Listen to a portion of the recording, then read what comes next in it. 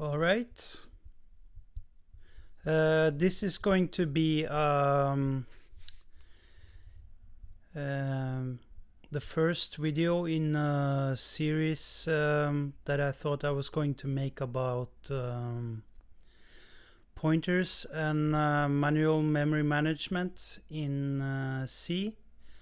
Potentially, if there's a need for it, we could take it even with C++ in the later videos, where we go through things like bitcasts and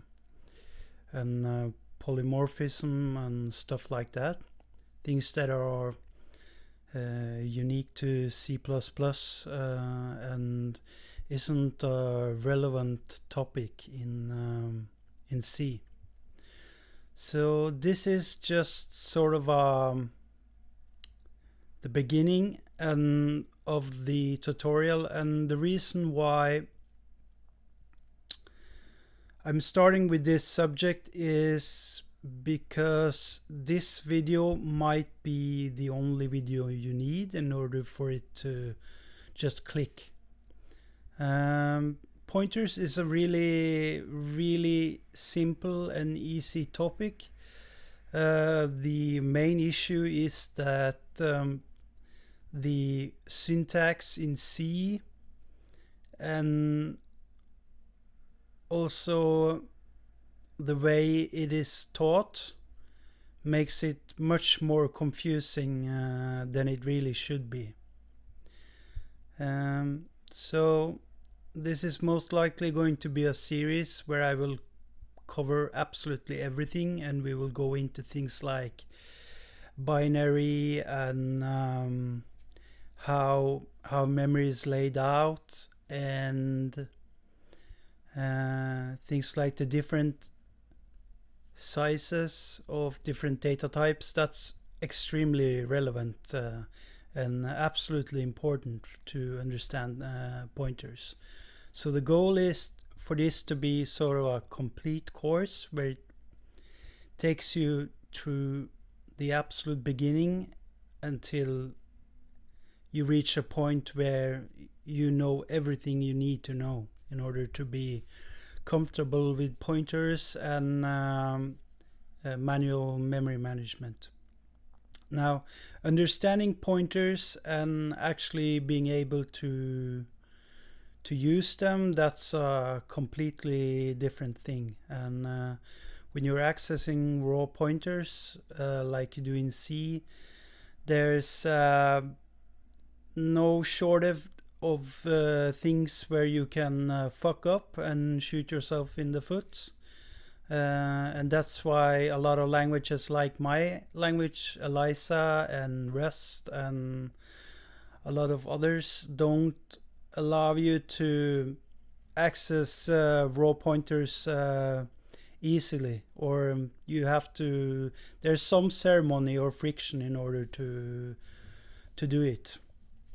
Okay, so let's start with the main topic of this video, which is that C sort of lies to you about pointers. And the reason I'm saying that is because what really confused me when learning about pointers is that the declaration of a pointer and the usage of a pointer is different. So the symbols of the operators that you use, they don't do the same in every situation. So in the declaration, it's different from when you're actually using it. So let's go to the first slide. Here's an example to demonstrate how pointers work. And it uses a sort of a pseudo syntax, but it's very similar to the syntax in my language, ELISA. Although this course is not in any way a commercial, an advertisement for ELISA. If you're in doubt about whether to check out ELISA, you shouldn't really. it's most likely a waste of your time. So if anything, it's probably an anti-advertisement, really. Okay, so here we see we're declaring a struct that's a pointer, and this type can be of any type t. So it could be an integer, or it could be float, string, or whatever. So this t represents a type of any type with no constraints whatsoever. And it has one field. That field will have the ampersand here represents address. It means the address of t. And then you have two operation on this pointer, and that's a get operation and a set operation. So the get reads the address and returns the value. The set operation takes the pointer and a value of the same type and sets the address field, the value of the address field to a new value. So it's a reassignment operation. I just wanted to point out one thing, and that's that the setter functions, they do not update the int pointer struct that you pass in. They get updated locally and then returned. This is because I didn't want to add in more pointer stuff than necessarily in the beginning. So the int pointer struct is taken by value instead of reference. But I'm going to go more into the difference between by value and by reference later. So it's a bit simplified in this first video. So you can think of it like this. You have a pointer and you can do two things.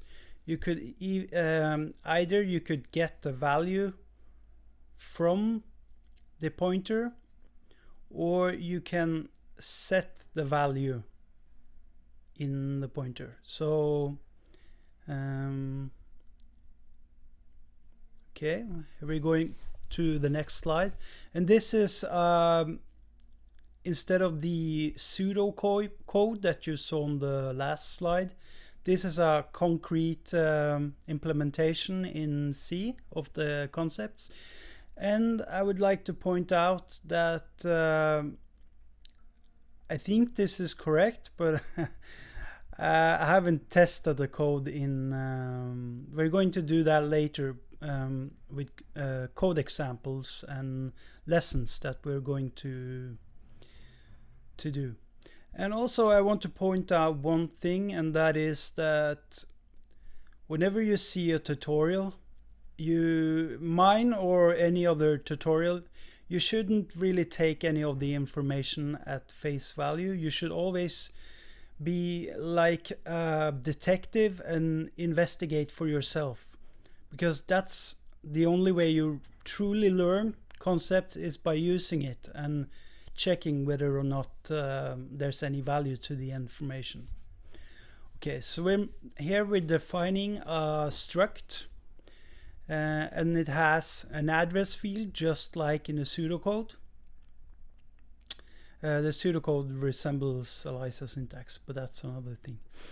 And we have one field, address, and it contains an integer address. So what's important here is that int star really doesn't mean an integer pointer. It means integer address, and this is important. So you can store an address, an int address, but it doesn't necessarily, when C declares int star, it really does mean give me an address to an integer.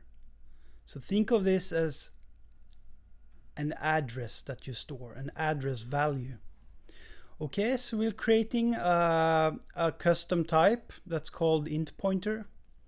And then you can see we have 4 different operations here.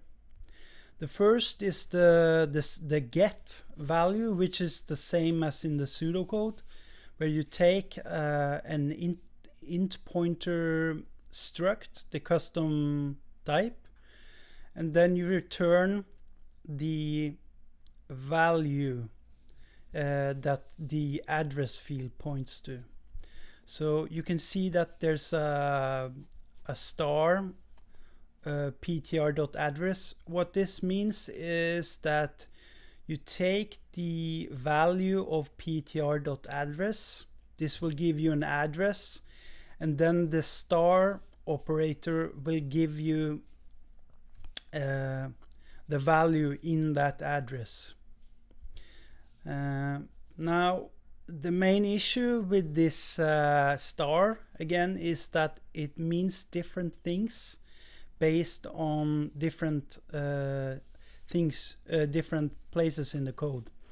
So the first example here, we're using the get value to get an integer out of the int pointer.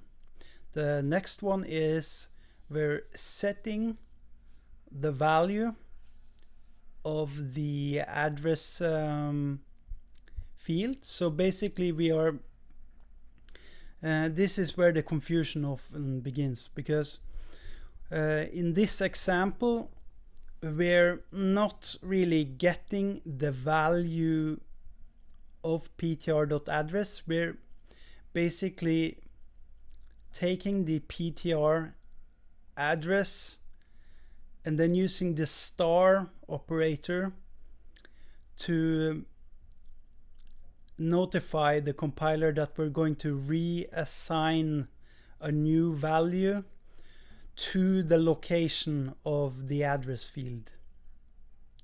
So in this case, the star means reassignment.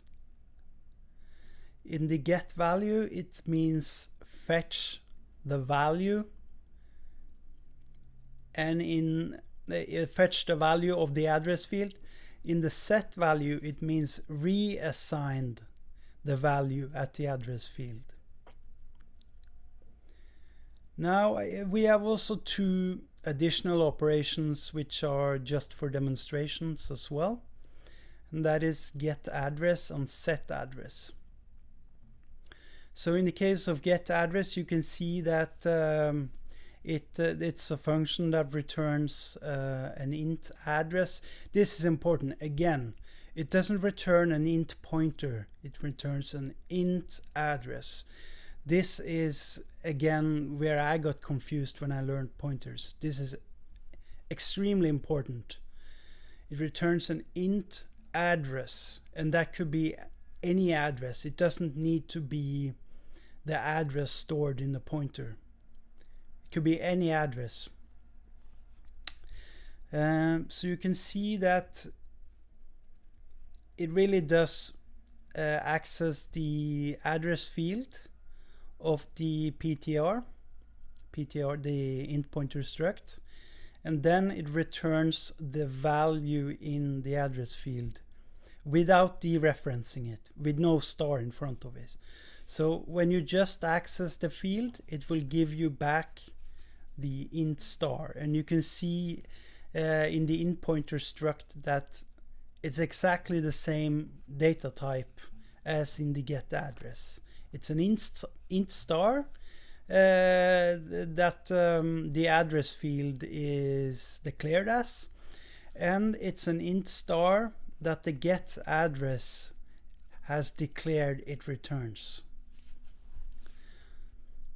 And then you have the last operation, last function in the slide, and that's it takes the int pointer and an int star. This is set address.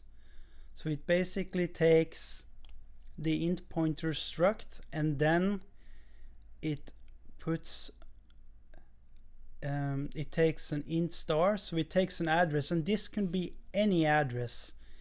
Again, it doesn't need to come from a pointer. Any address, just get an address to an integer. Actually, you can use any address, but never mind that. So when you use the set address, you just put in the int pointer struct, and then you give it some address, and then the address field in the struct will be assigned to this new address. So you can either modify the value in the field address field, or you can modify the address itself. And you can think of this as a duality where every value has an address and every address has a value. So if you, for instance, have a warehouse, every box in this warehouse has a number, like the box number 0, box number 1, box number 2, box number 3, and so on.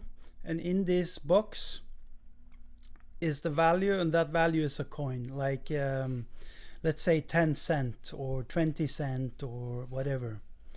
So this coin, on the head side, it says how many cents it is. But if you flip the coin on the other side, it says the box that it's in. So you can get the from the coin you can get both the address, and you can get the value. So go to box 10, open the box. That's the dereferencing. That's what star does in let's say the get value. So you can think of this get value as it takes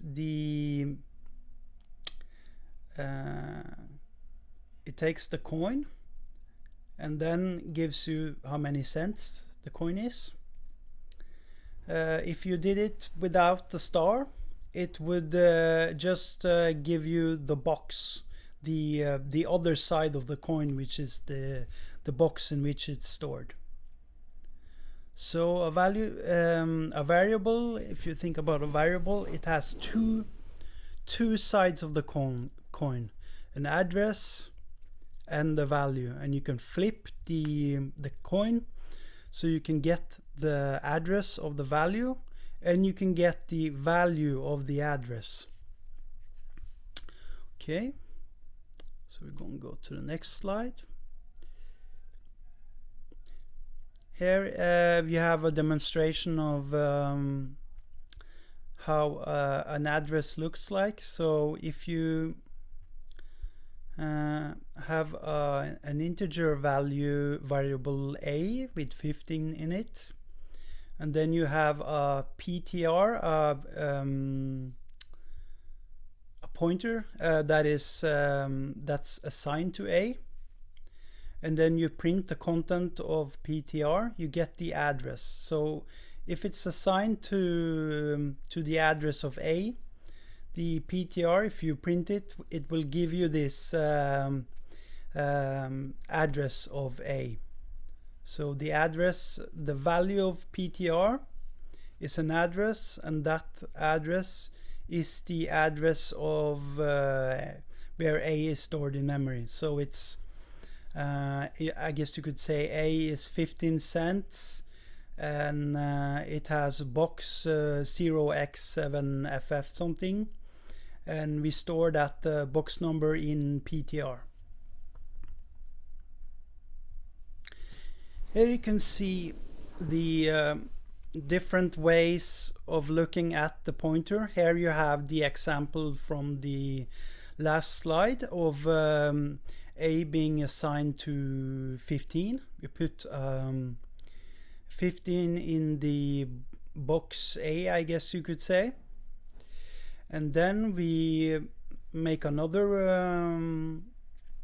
variable ptr, and you can see the int star on the left side here. So ptr is a variable of type int star. And then what we do is we use the ampersand operator. This operator gives you, when put in front of a variable, gives you the address of that variable. So if we're talking about the flipping the coin here, A contains 15 cents, let's say, and when you use the ampersand of A, you're getting the you're flipping the coin and getting the box number of A, and then that box number can be stored in ptr. So int A is an integer value, and int star is the box number of A. It's the location of A. So on the right side you can see how the ampersand gives you the address of A variable. And if you, so that's an operator that it's an expression, I guess you could say, that returns or gives you the address of A. And then you have A itself, it will give you the value of A. And then you have the ptr, the int star, it stores the address of A. And then when you, here's the sort of the issue. When you put the ampersand on the left side of ptr, it will give you the value of ptr's address. But if you have the star in front of ptr and then you do equals and then a value, then you're reassigning the value at that address. So this is important, that when you're using the star in front of it and no assignment, you're getting the value, while if you're using star in front of the variable with an equals symbol and then a value, you're reassigning the value in that location. So again, the star operator does different things depending on how it's used. And in the last box, you can see that we're actually able to reassign the pointer itself. So in this case, we're exchanging the address of that's stored in ptr to, instead of being the address of A, we're using the ampersand to get the address of B, and then we're storing this address in ptr. So since this isn't const, you can reassign the value of ptr. Yeah, here you can see another example of the thing I want to again really drive home, the main source of problems for many. At least it was a major problem for me.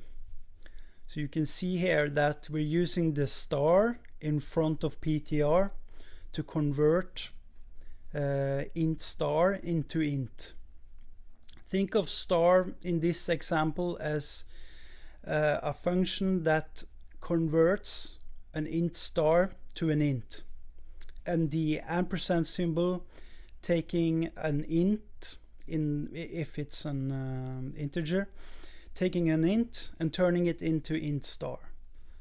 So one operator takes a type of int or t or whatever, and turns it into the address version, and the other takes the address and then turns it back into the value. But again, the same issue here. If the star is put on the left side of PTR and then equals, it reassigns the value in that memory location. Again, I'm repeating it because that's how we learn, and it's a source of confusion, so it really needs to be repeated. And generally this tutorial is not meant to be sort of an entertainment video or a fast-paced video for people who already understand pointers, or people who have a somewhat of a grasp on pointers. This is really a very slow tutorial with a lot of repetition and a lot of information, made for people like myself that really struggle to learn pointers. Those that don't need really a fast-paced tutorial, but rather like a deeper video that sort of goes through every step.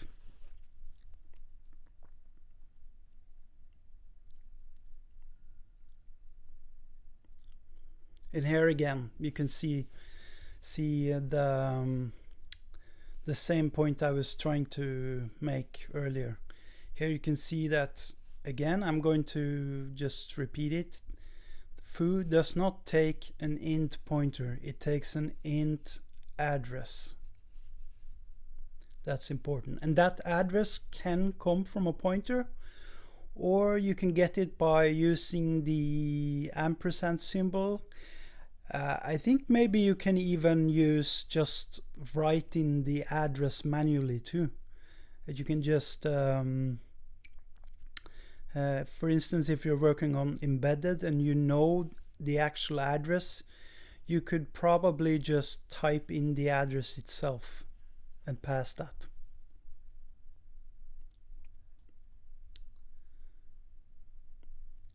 Okay, so this is sort of this is the last slide, and you have the three different ways here. You have the int star, that means integer address. You have the dereferencing of PTR, that is, it takes a t star or an int star in this example and turns it into an int. So think of the ampersand operator as an operator that takes a type of t star and returns a t, unless it's being used for reassignment. And then you have the ampersand operator, which is the opposite. It takes a value and returns the address of that value or that variable.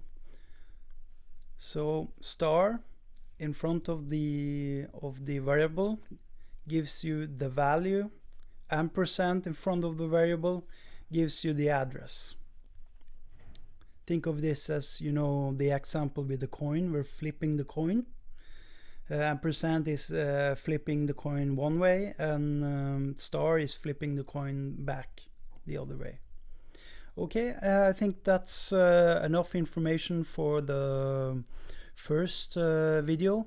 Later we're going to go into binary, how data is laid out in memory. We're going to go into things like the difference and similarity between an array and a pointer, the difference between the different data types, how the compiler writes out to fetch values, and things like multidimensional arrays and yeah. So thank you for watching, and hopefully this was educational. If not, hopefully more videos will help you to get a better understanding of pointers. Thank you.